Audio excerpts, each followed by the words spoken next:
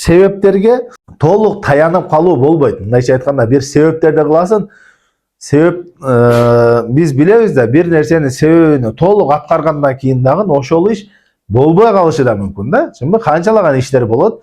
Себебин баарын кыласың, так кандай керек болсо ошондой кыласың, бирок болбой кала берет. Демек биз бир себепти кылгандан кийин ага 100% жүрөгүбүздөн ушул болот деп таянбайбыз ал себепке.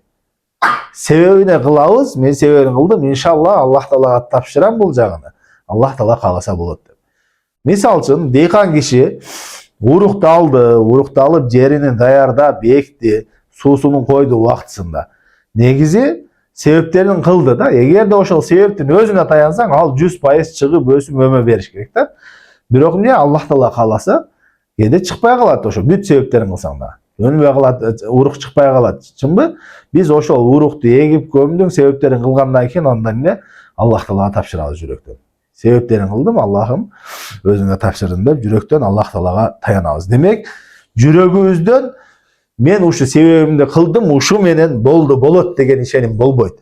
Жүрөгүбүздөн эмне, Аллах Таала кааласа болот, Аллахка тапшырдым деген ишеним болуш керек. Себепти аткаргандан кийин.